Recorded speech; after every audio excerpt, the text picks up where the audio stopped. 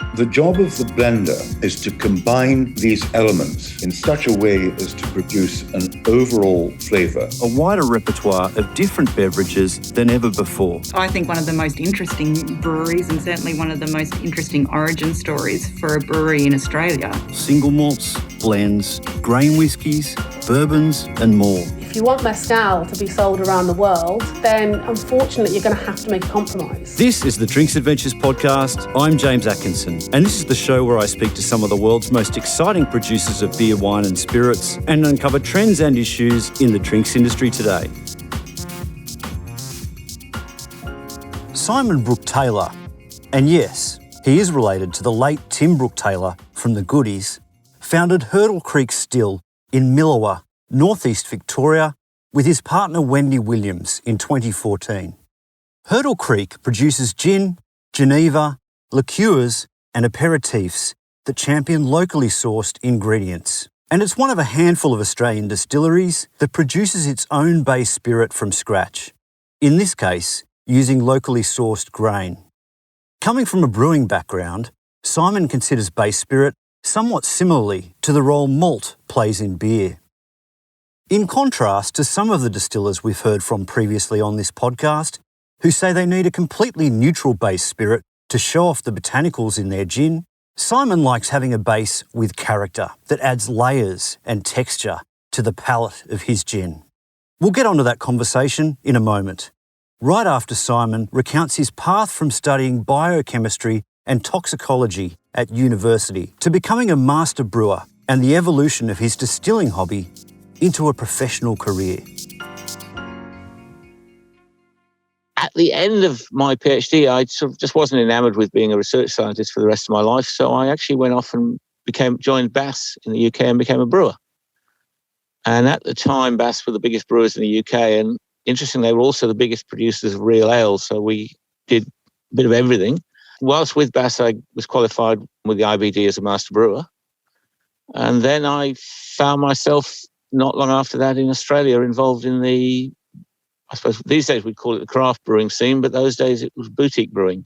I was actually brewing at a little brewery just outside Canberra at Eaglehawk Hill. And I stayed there about 3 years. And I guess a lot of the boutique breweries in those days sort of petered out, I guess, in the mid-90s. And having done that, I wasn't too keen on joining one of the big Australian breweries. I just left a big brewing company. I didn't want to go back into one.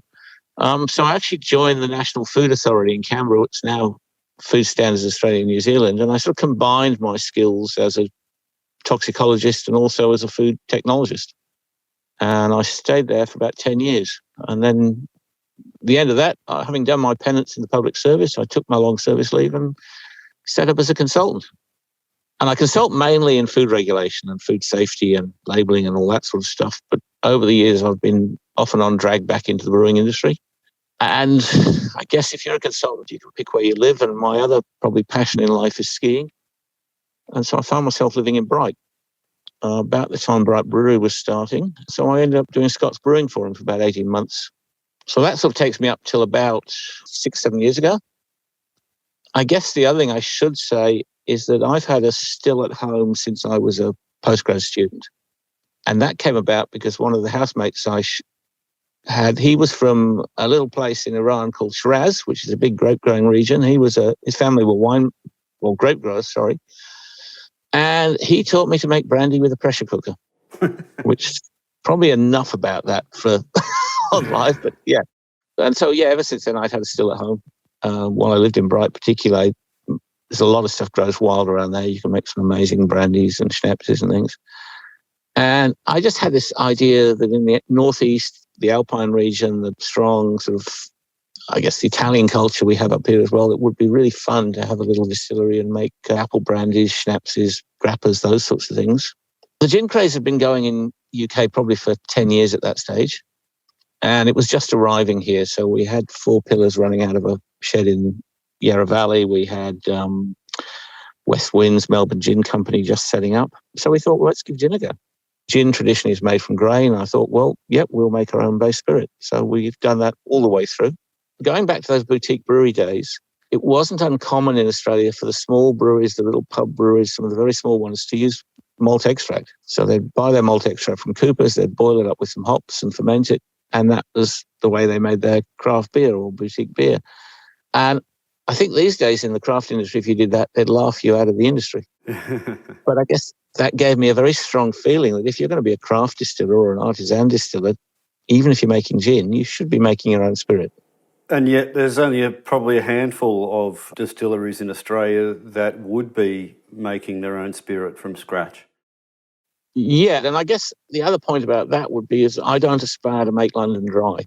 So I don't necessarily see that using, pure neutral spirit, 96.5% spirit, is necessary, if you like, for the kind of gins I want to make. To my way of thinking, if you've got a reasonable still, we can get up to about 95% off the top of our still. That's with 2 passes through it. And so you get something that's pretty clean, but you still know that it's got grain. There is still a grain character left behind in there, which I kind of like in there. Our normal gin, our yardarm gin, I make that with barley, about 75% raw barley and about 25% malt. And that gives me a sweet spirit, perhaps not as biscuity as you get for whiskey if you used 100% malt. Yeah. Also, raw barley, feed barley is a fraction of the price of malt. It doesn't give you quite as good extract, but it certainly works well. Our powder monkey, our navy strength, and also we make an aged gin, which at the moment I'm still cheeky enough to call Geneva, although I believe I'm going to have to stop doing that because of the free trade agreement with the EU. Although we have put in a submission to the Department of Industry saying, well, in fact, we believe it's a gateway product. It works. It actually helps to introduce people to the concept of Geneva. So people will come to our still house, taste it, and say, what's this all about?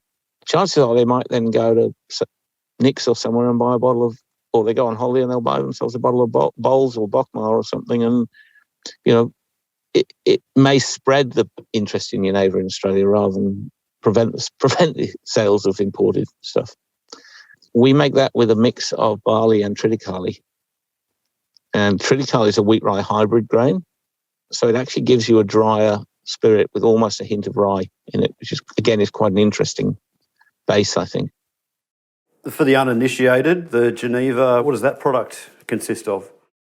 Geneva, however you say it, it's the Dutch word for juniper. And it describes originally a product that was made back in the Middle Ages during the Black Death plague, and they believed that juniper would protect you from the plague. So it's very topical. It probably in those days would have been like a very rough whiskey, whatever grain they had on farm, possibly not aged in any way. It was the Dutch who were credited with turning into recreational drinking of it. It's also interesting where Dutch courage comes from, I believe. So Dutch soldiers with hip flasks before battle. These days, most of it has been cleaned up a lot. So it will have a percentage of the old style of gin in it and a percentage, probably usually a bigger percentage of more modern gin or straight spirit. In fact, these days, it's not even necessary to have juniper in it anymore, which is quite an interesting transition. But you have old Geneva, which has got to have more than 25% of the old style, and young Geneva has to have less than 25%. It can be down to 1% or 2% in some of them. So there's a huge variation in it. It's attributed with what kicked off the gin craze, although listening to one of your podcasts suggests that might not have been the case. Simon's referring to Season 2, Episode 8, a must-listen interview with cocktail historian and Sipsmith Gin Master Distiller, Jared Brown. Gin didn't come over from Holland after the 30 Years' War as genever. In researching this book, I found that in London, they were already working juniper-led Spanish orange and lemon peel backed and spice supported. I mean, that's my London dry recipe right there. Should not exist in 1600. The thing about that is I don't think what they were doing in Holland would have been unique to the Low Countries. I think, the idea of juniper protecting you from disease and the plague was known was a view right through Europe. Yeah. So the idea of cooking up juniper with alcohol is not perhaps unknown or was not unknown. I guess there are issues about Britain being at war with France and Spain and whatever and friendly with the Dutch, which meant they probably more likely traded with them. But anyway, I guess moving on, it's not, if you want to think of probably something in a British sense, an Old Tom would be not dissimilar, which again was a style of gin that was probably made in pot stills. The thing I find most fascinating about the whole thing is we talk about dry gin, and I often say to people, it's called dry because it's not sweet. And they sort of look at me a bit surprised, and I have to explain to them, well, traditionally gin was always either drunk with sugar or had sugar in it to make it cover up probably a pretty awful taste. Or a lot of the time. So Old Toms were sweetened, Genevers can be sweetened. And we actually put local honey in ours just to add something a bit different. The powder monkey we make, which actually comes off the same base as the Geneva, but it's distilled a lot more. But the core botanical set is the same as we use in the Geneva. That at the moment is 100% Australian grown because we're sourcing our juniper from a small farm up the valley from us who have 6 24-year-old juniper bushes that the current owner's father, I think, planted.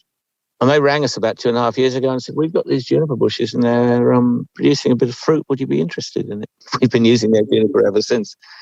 And it's very different. It's very fresh, really piney, sweet, piney taste. You're left in no doubt that juniper's a conifer when you drink that. Okay, the other interesting, we use the myrtles, the 3 lemon, aniseed, cinnamon myrtles. We use aniseed myrtle quite a lot in our products, but pink peppercorns, which grow wild around here all over the place, so you can just pick them on the roadsides, and gum leaves, straight ordinary eucalyptus leaves off. We've got a huge Blakely's red gum outside the cellar door, and we use that. And that actually, you come across a lot of Australian distillers who will use peppermint gum or strawberry scented gum or lemon scented gum. We were in Argentina on holiday, and there's a lot of blue gum plantations in Argentina. And there's a distillery in Mendoza that puts blue gum leaves in their gin. And we just looked, like Wendy and I looked at each other and thought, if they're doing it, why aren't we in Australia? So we came home and played with it. And we put a little bit of, as I say, straight ordinary gum leaf into our powder monkey. I'd imagine it'd have to be a delicate touch with that kind of botanical. A little bit might go a long way. Yep. Yeah, typically if I put, say, 3 kilos of juniper in there, I might put 60 grams of gum leaves. It's, I have a spreadsheet which works out, but yeah, it's that sort of proportions. But what's interesting is you can find it. It tucks in under the juniper, so it comes through almost seamlessly after the juniper. But again, the powder monkey, I'm not trying to make a delicate, I suppose, English style gin. It's very much meant to be. It's Australian grown. It's a very old school, I would say, style of gin, very juniper forward. And what's interesting is it works incredibly well with tonic and lemon, I think, and things like bitter lemon, which is how people used to drink gin, probably up to about the 80s. When you said that, it never occurred to you not to make your own base spirit, when did you sort of realise that that was a bit of a novel approach? Well, when we started, there weren't a lot of gins on the market. It was still emerging. So it was probably as the smaller ones came on, and I noticed a lot more were tending to use bought-in spirit. That was probably, but I guess I tend to gravitate more towards the ones who make their own. So it's I don't know, it's a self-confirming attitude of mine. To take the analogy that you mentioned before with using malt extract in a beer, the point I guess I would make is that with malt extract, you're going to get, I suppose, an inferior flavour to what you're going to get with using all grain, provided it's obviously in the right hands. Whereas distillers who buy in their base spirit would say that they don't want a flavour impact from the base spirit. They're looking for a blank canvas that showcases the botanicals. Oh, absolutely. No, I appreciate that. I mean, I guess the thing is my background as a brewer, and particularly an English brewer, I see the relationship, say, in beer between the malt and the hops to be very important.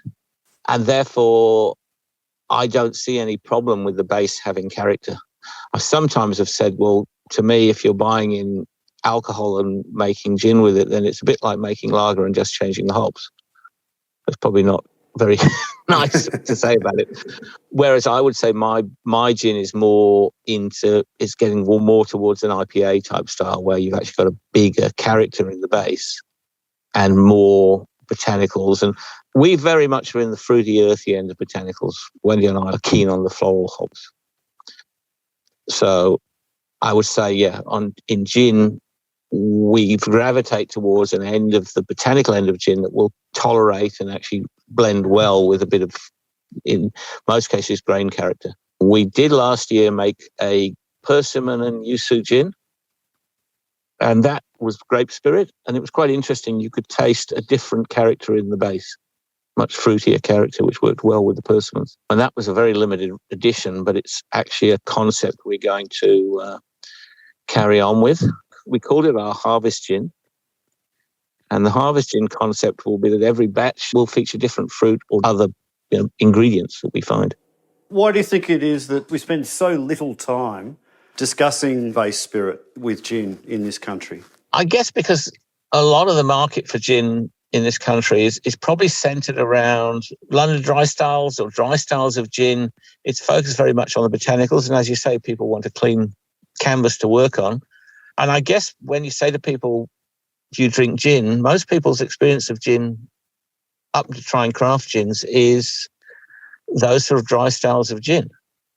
That's what they're used to. That's what they like. And what you're giving them is a different botanical blend in their gin. I follow a couple of the sort of gin consumer groups on Facebook, and it's very interesting that, people are interested in the botanicals and how they blend with different tonics and mixers. And, I've just bought this bottle of gin. What mixer should I use with it? Whereas the first thing I do when I get a bottle of gin is open it up and have a taste of it straight and think, how would I drink it?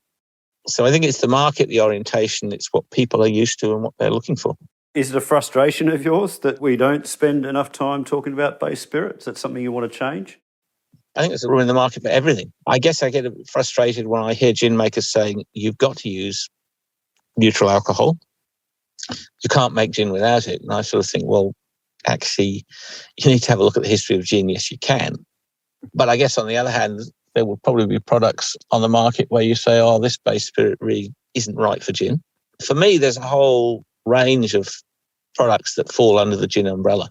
And I think I read that you think base spirit will become something that you celebrate in future releases, maybe with different base spirits, to see the different effect that has on the botanicals. I would like that to happen.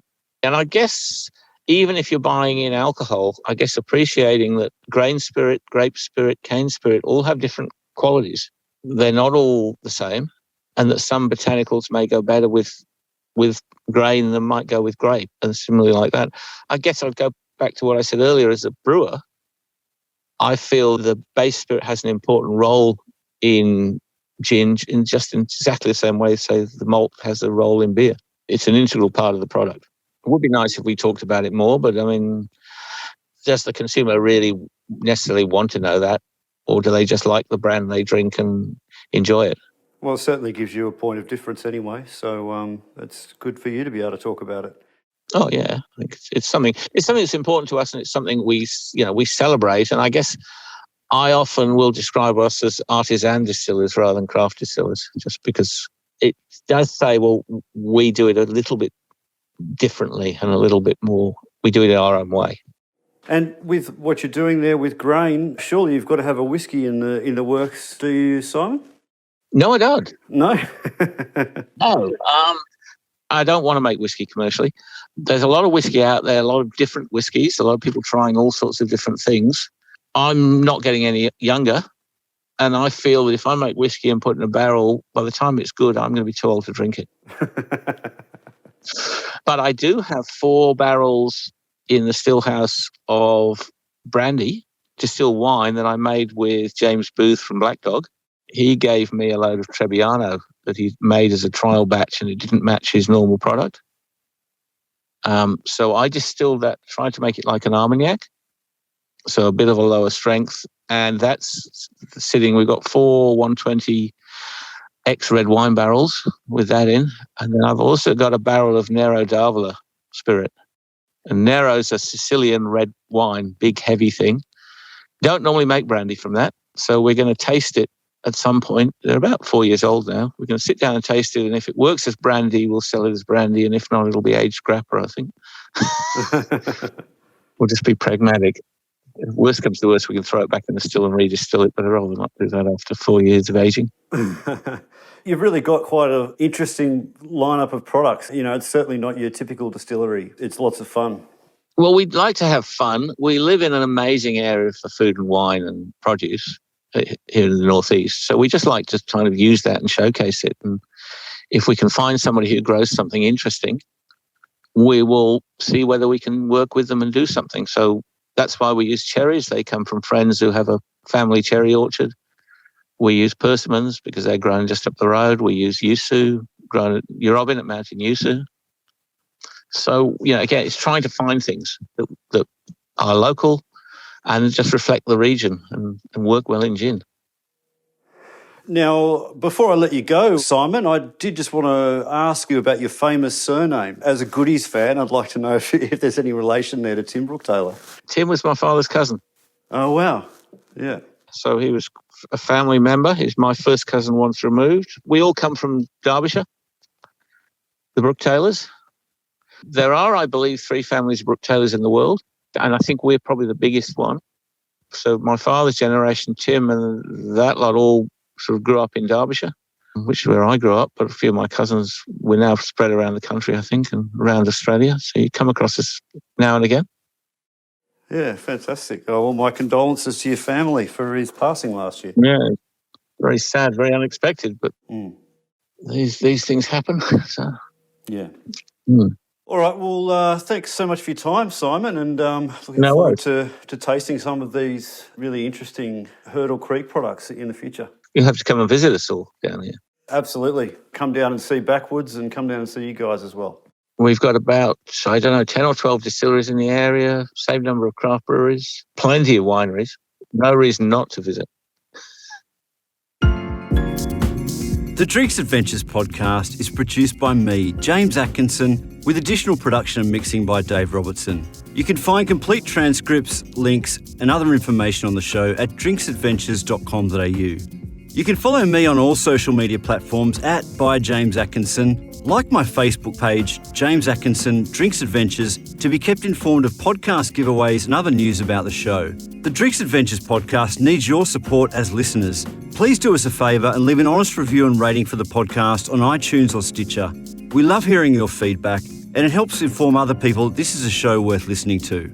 Or simply drop us a line at hello@drinksadventures.com.au.